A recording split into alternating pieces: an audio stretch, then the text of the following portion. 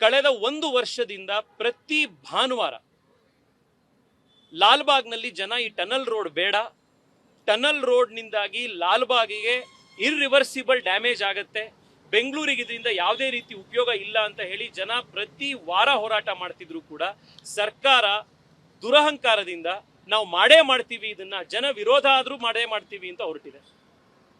ಇದರಲ್ಲಿ ಸರ್ಕಾರಕ್ಕೆ ಏನು ಇಂಟ್ರೆಸ್ಟ್ ಇದೆ ಅನ್ನುವಂಥದ್ದನ್ನ ಬಾಯಿ ಬಿಟ್ಟು ಹೇಳೋ ಅವಶ್ಯಕತೆ ಇಲ್ಲ.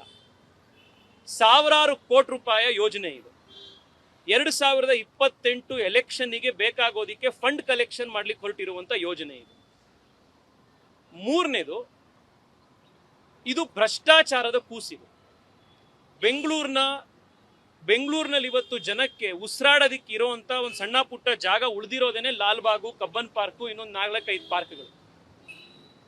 ಇವ್ರ ಯೋಗ್ಯತೆಗೆ ಹೊಸ ಪಾರ್ಕ್ ಮಾಡ್ಲಿಕ್ಕೆ, ಇನ್ನೊಂದು ಜಾಗ ಮಾಡ್ಲಿಕ್ಕೆ, ಒಂದು ಇರುವಂತ ಹಸಿರು ಜಾಗನ ಉಳಿಸ್ಲಿಕ್ಕೆ ಆಗ್ದಲೇ ಇದ್ರೆ, ಯಾರೋ ಪುಣ್ಯಾತ್ಮರುಗಳು ಹಿಂದೆ ಮಾಡಿರೋದನ್ನ ಹಾಳು ಮಾಡುವಂಥದ್ದಂತೂ ಇವರು ಮಾಡ್ದಲೇ ಇದ್ರೆ ಸಾಕಾಗಿ.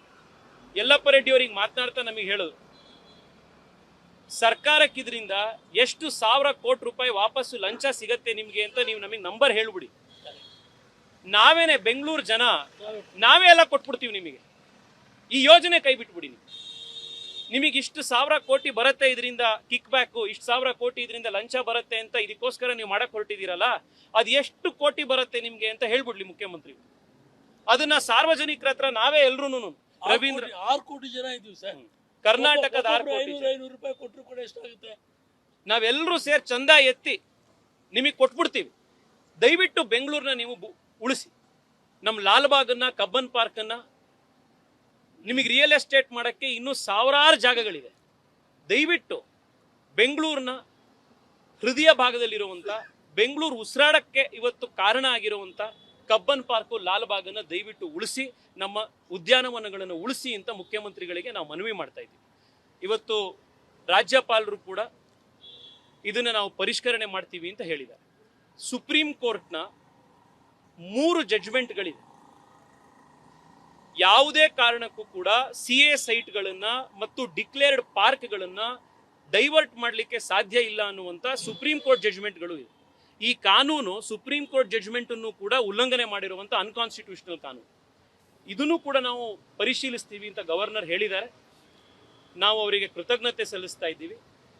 ಇನ್ನೊಂದು, ಇದೇ ಭಾನುವಾರ ಬೆಳಗ್ಗೆ 7:15 ಲಾಲ್ಬಾಗ್ನಲ್ಲಿ ಯಲ್ಲಪ್ಪ ರೆಡ್ಡಿ ಸಾಹೇಬ್ರ ನೇತೃತ್ವದಲ್ಲಿ, ರವೀಂದ್ರ ಸಾಹೇಬ್ರ ನೇತೃತ್ವದಲ್ಲಿ ಲಾಲ್ಬಾಗ್ನಲ್ಲಿ ಲಾಲ್ಬಾಗ್ ಉಳಿಸಿ, ಬೆಂಗಳೂರಿನ ಪಾರ್ಕ್ಗಳನ್ನು ಉಳಿಸಿ ಎನ್ನುವಂಥ ಒಂದು ಪಾದಯಾತ್ರೆ ಲಾಲ್ಬಾಗ್ನ ಒಳಗಡೆನೇ ಬೆಳಗ್ಗೆ 7:15 ಆಗುವಂಥದ್ದಿದೆ.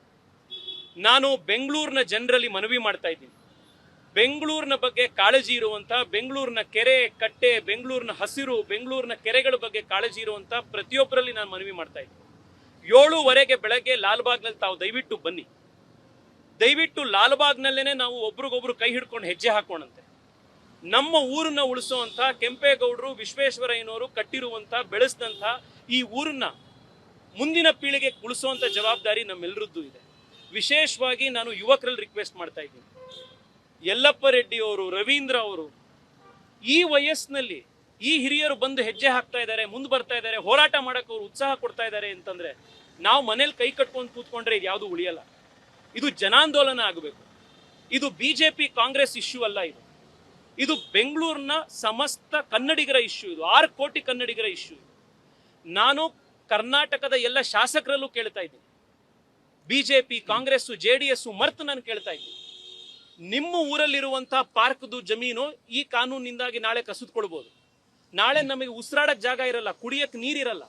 ಬೆಂಗಳೂರಿನಲ್ಲಿ ಇವತ್ತು 1500, 1800 ಅಡಿ ಹೋದ್ರೂ ಕೂಡ ಇವತ್ತು ಬೋರ್ವೆಲ್ ಸಿಗ್ತಾ ಇಲ್ಲ. ಇಂಥ ಸ್ಥಿತಿಗೆ ನಾವಿವತ್ತು ಬೆಂಗಳೂರನ್ನ ದೂಡ್ತಾ ಇದ್ದೀವಿ. ಇದ್ರ ಮಧ್ಯದಲ್ಲೂ ರಿಯಲ್ ಎಸ್ಟೇಟ್ ಆಸೆಗೋಸ್ಕರ ಇರೋ ಲಾಲ್ಬಾಗು, ಕಬ್ಬನ್ ಪಾರ್ಕ್ನು 5% ತಗೋತೀವಿ, 10% ತಗೋತೀವಿ, 5 ಎಕರೆ 10 ಎಕರೆ ತಗೊಳ್ತೀವಿ ಅಂತಂದ್ರೆ ನಾಳೆ ಏನು ಉಳಿಯುತ್ತೆ? ದಯವಿಟ್ಟು ಎಲ್ಲರೂ ಕೂಡ ಈ ಜನಾಂದೋಲನಕ್ಕೆ ಭಾಗಿಯಾಗಬೇಕು, ನಿಮ್ ಜೊತೆಗಿರಬೇಕು ಅಂತ ಮನವಿ ಮಾಡ್ತಾ ಇದ್ದೀನಿ. ಕಡೆಯದಾಗ ನಾನು ಮುಖ್ಯಮಂತ್ರಿಗಳಿಗೆ ಹೇಳ್ತಾ ಇದ್ದೀನಿ,